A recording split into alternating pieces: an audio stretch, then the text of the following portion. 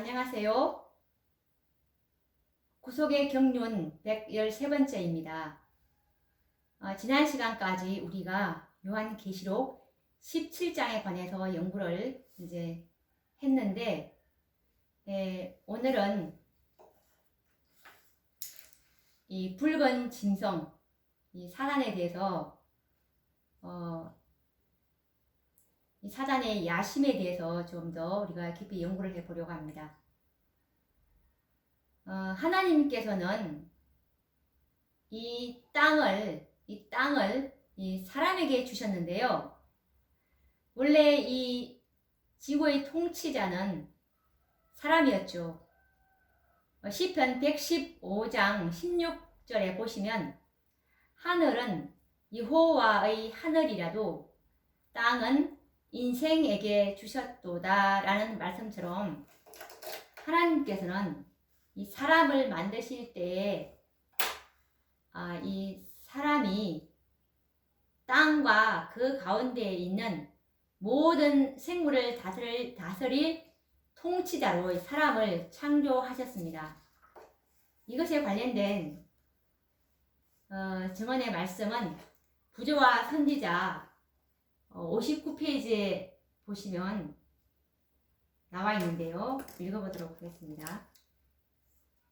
하나님께서는 사람을 만드실 때 그를 땅과 그 가운데에 있는 모든 생물을 다스릴 통치자로 창조하셨다라고 이 부조와 선지자 59페이지에서 이제 아담을 창조할 때 이 아담을 이 지구의 통치자로 창조하셨다고 말씀하고 계십니다.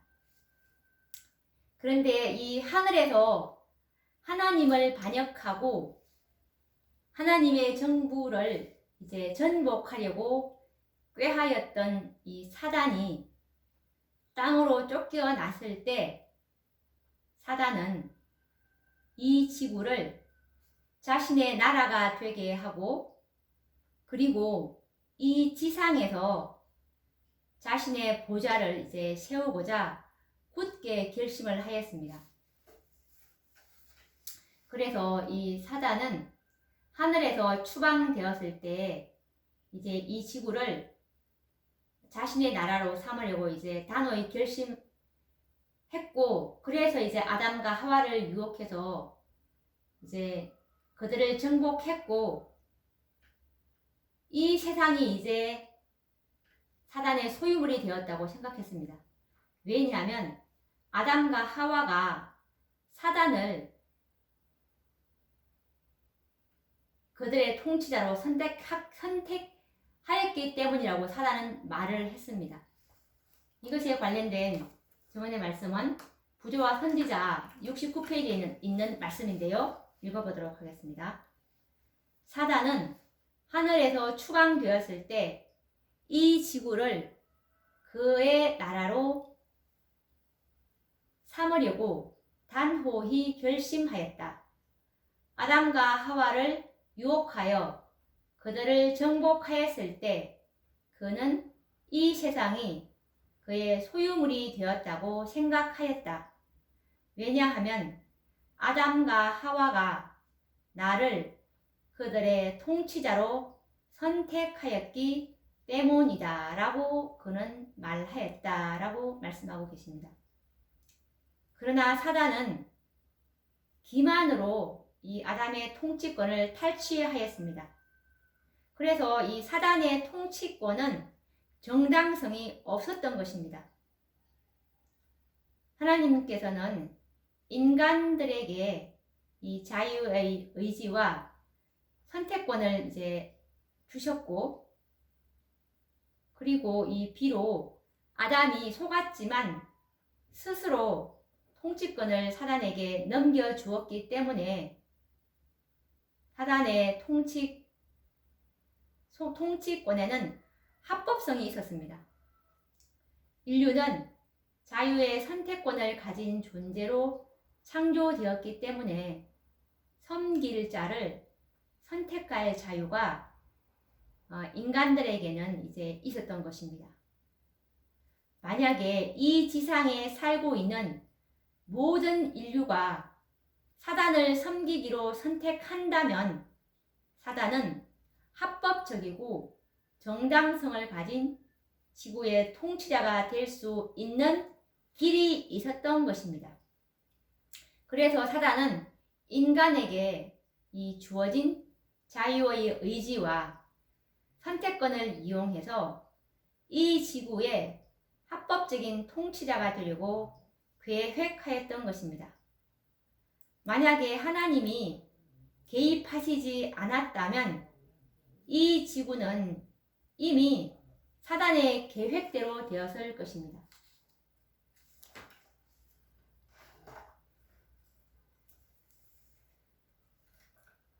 그래서 이제 이 지구가 이제 사탄에게 이제 넘어가 버렸기 때문에 이제 하늘에서는 평화를 위한 긴급 회의가 있었던 것입니다. 스가랴서 6장 13절에 보시면 이것이 평화의 의논인데요. 읽어보도록 하겠습니다.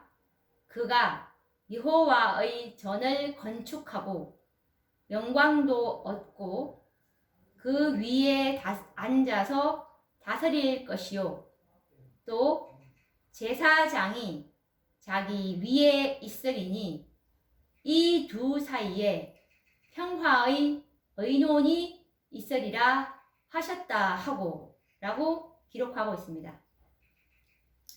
하늘회의에서는 이 지구가 이제 사단의 나라가 되고 인생들이 그의 통치를 받는 것을 용인하지 않기로 하셨던 것입니다. 그래서 이제 하늘에서는 즉시 평화의 의논의 그 회의가 열렸던 것이죠. 그래서 창세기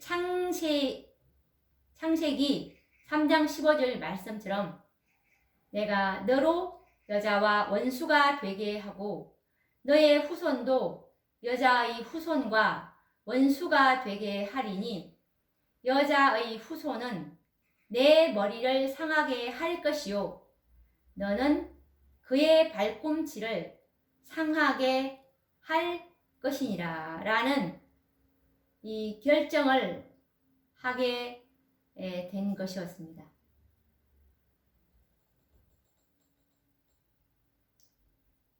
창세기 3장 15절 말씀처럼 하나님께서는 이제 당신의 아들을 이 땅에 보내시어 여자의 후손으로 보내시어 인성을 쓰신 하나님으로 이제 오시는 것이죠. 이 땅에 보내시어서 아담이 잃어버린 통치권을 되찾으시려고 계획을 세우신 것입니다. 왜냐하면 원래 이 땅은 사람에게 주셨기 때문에 시편 115편 16절 말씀처럼 하늘은 여호와의 하늘이라도 땅은 인생에게 주셨도다 라고 하신 말씀처럼 이 지상에서 단 한 사람이라도 사단에게 이제 굴복당하지 않고 사단의 통치를 반대하는 사람이 있다면 이 땅은 사단의 것이 될 수가 없었던 것입니다. 왜냐하면 땅은 인생에게 주셨기 때문에 이 지구는 사람들을 위해서 창조하셨기 때문입니다. 그러나 아담의 후손들은 어느 누구도 이 사단의 통치를 거부하며 지구를 되찾을 수 있는 사람은 아무도 없었습니다. 왜냐하면 베드로 후서 2장 19절 말씀처럼 누구든지 진 자는 이긴 자의 종이 됨이니라 라는 말씀처럼 이 지구에 사는 모두가 다 죄를 지었으므로 죄의 종, 마귀의 종이 되었기 때문입니다. 로마서 3장 10절 말씀처럼 기록한 바 의인은 없나니 하나도 없으며 라는 말씀처럼 말이죠. 그래서 예수님께서는 사단의 통치를 거절하고 이 지구를 사수하기 위해서 여자의 후손, 즉 사람이 되어 오신 것입니다. 인간들에게 다시 지구를 돌려주기 위해서 사람이 되신 것입니다. 오직 예수님만이 사단의 통치를 거절하고 굴복하지 않은 유일한 사람이 되신 것입니다.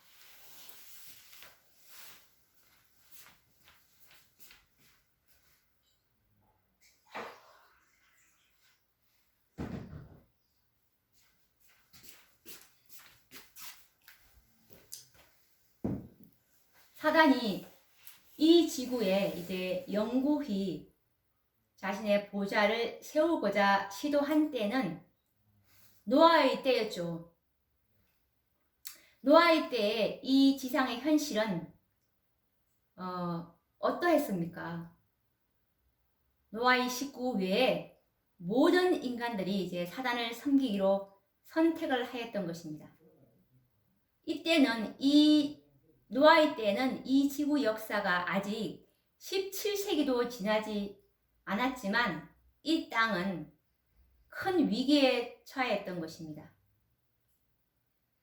노아의 8식구 외에는 모두가 다 사단을 섬기기로 선택하였기 때문인 것입니다. 그래서 이 창세기 6장 5절에서 6절 말씀처럼 여호와께서 사람의 죄악이 세상의 관영함과 그 마음의 생각의 모든 계획이 항상 악할 뿐임을 보시고 땅 위에 사람 지으셨음을 한탄하사 마음에 근심하시고 라는 말씀처럼 세상에 사람의 죄악이 관영했다고 나와 있습니다. 그리고 모든 그 생각의 계획이 항상 악하다고 나와 있죠. 그래서 하나님께서는 이제 홍수를 통해서 악인들을 심판하심으로 사단이 지구의 합법적인 통치자가 되는 일을 막으실 수밖에 없으셨던 것입니다. 지구 역사상에 이런 위기는 여러 번 있었습니다. 노아의 아들인 이 함의 후손에서 니므롯과 같은 이게 영웅 호굴이 태어났습니다. 니므롯은 하나님을 대적하고 백성들을 충동해서 이제 거대한 바벨탑을 쌓았죠. 창세기 10장 6절과 8절에 보시면 니므롯은 세상 처음 영걸이라고 나와 있는데 읽어보도록 하겠습니다. 함의 아들은 구스와 미스라임과 붓과 가나안이요. 구스가 또 니므롯을 낳았으니 그는 세상의 처음 영걸이라 라고 기록하고 있습니다. 니므롯은 사단의 충실한 대리자가 되어 하나님을 대적하여 바벨탑을 쌓았고 그리고 모든 인류로 하여금 사단을 섬기도록 압력을 행사하였습니다. 이 위기의 때에 이제 하나님께서는 다시금 개입하셔서 바벨탑은 이제 무너뜨리시고 언어를 혼잡케 하심으로 인류를 흩어버리셨던 것입니다. 그렇게 하신 것은 이 지구가 크나큰 위기에 직면하였기 때문이었던 것입니다. 만약에 하나님이 개입하셔서 저들로 흩어지게 하지 않으셨더라면 이 지구의 운명은 사단의 통치하에 들어가고 말았을 것입니다. 모든 인류가 이제 인생들이 니므롯을 왕으로 삼아 하나님을 대적하는 일에 모두가 동참하여 버린다면 이 세상은 합법적으로 사단의 소유물이 되고 말 것이었던 것입니다. 그러나 언어의 혼잡과 그리고 인생들을 흩으심으로 이 지구는 위기를 모면하였고, 하나님께서는 의인의 가족인 이 셈의 혈통을 보존하심으로 인류는 다시 희망을 가질 수가 있었던 것입니다. 이렇게 해서 이 바벨탑의 역사는 미래에 나타날 사단의 대리자요, 즉 그리스도의 대명사가 될 바벨론의 원조로 기록되었습니다. 하나님께서는 이처럼 지구가 위기를 당할 때마다 극적인 방법으로 개입하셔서 사단이 이 지구의 완전한 통치자가 되는 일을 저지하셨습니다. 그러나 하나님께서 이 인간 세상에 개입하신 것을 어떻게 우리는 설명할 수 있을까요? 이 일을 가지고 사단의 참소와 항의가 없었겠습니까? 사단은 하나님께서 인간들에게 이 자유의지와 자유선택권을 주셨고, 그들이 스스로 자신의 통치권자로서 이 사단을 선택을 한 이상 인간의 이 선택할 권리와 자신의 통치권에 대해서 하나님께서 이제 이렇게 물리적으로 개입하시는 것은, 이것은 공의롭지 못하다라고 주장할 것입니다. 그러나 비록 인간들이 자유의 의지에 의해서 사단의 통치를 선택한다 할지라도 아직은 하나님께서 이 사단의 통치권을 물리적으로 막으실 수밖에 없었는데요. 왜냐하면 그 이유가 인간은 아직 선과 악을 아는 일에 있어서 성숙하지 못한 어린 아이에 불과한 존재이기 때문이었죠. 그래서 이 사단의 정체가 나타나고 또한 사랑의 증거가 나타날 때까지 인류는 하나님의 물리적인 보호가 필요하였던 것입니다.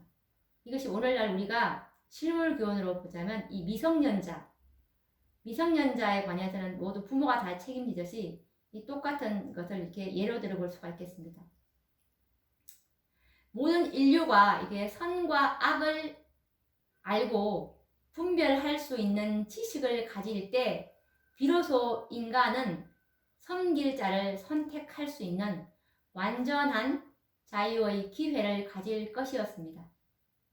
그때까지는 이 지구를 장악하려는 사단의 이런 모든 기도는 저지당할 것이었습니다. 인류는 아직 하나님이 사랑이시다라는 이 확실한 증거도 보지 못하였고, 또한 이 사단의 기만이 무엇인지도 알지 못하는 가운데 어떻게 인류가 올바른 선택을 할 수가 있겠습니까? 그래서 하나님께서는 이 홍수와 같은 물리적인 방법으로 하나님께서 이게 개입하신 것은 공의를 이루시기 위함이었던 것입니다.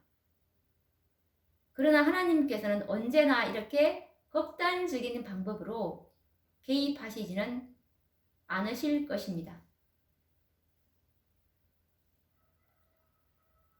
하나님께서는 내가 너희와 언약을 세우리니 다시는 모든 생물을 홍수로 멸하지 아니할 것이라. 땅을 침몰할 홍수가 다시 있지 아니하리라 라고 약속하신 것을 보면 우리가 알 수 있는데요. 이제 인류는 사단의 통치의 결과로 인간이 얼마나 타락하게 되었는지를 이제 보았고, 그 결과로 이제 홍수로 멸망이 왔다는 사실을 이제 경험하였습니다. 그래서 다시는 이 홍수와 같은 물리적인 방법으로는 개입하지 않으시겠다고 언약을 하신 것입니다. 이 얼마나 이 공의로운 처사입니까? 그런데 아직 인류는 하나님의 사랑에 대해서 이제 완전한 지식과 경험을 가진 것도 아니고, 그리고 또한 이 사단의 기만과 이 사단의 악함에 대해서 완전한 지식과 또 완전한 경험을 가진 것도 아니었습니다. 그래서 인류는 이 선과 악에 대한 완전한 지식과 경험을 얻을 때까지는 은혜의 시간을 더 가져야 하고, 그 후에 인류는 자기가 섬길 자를 선택하는 기회를 가질 수 있게 되어야 하였던 것입니다. 하나님의 사랑의 결정적인 증거는 우리가 이 십자가의 사랑에서 나타났고, 그리고 또한 이 불법의 비밀이 나타나서 그의 악함이 완전히 드러나기까지는 사단이 지구에서 온전히 이제 합법적인 통치자가 되는 일은 저지당하여야만 하는 것입니다. 이 얼마나 자비로운 일이고 공의로우신 하나님의 처사인지 우리가 하나님에 대해서 알면 알수록 참으로 하나님은 자비롭고 공의로우신 분이시구나 라는 것을 우리가 알 수가 있습니다.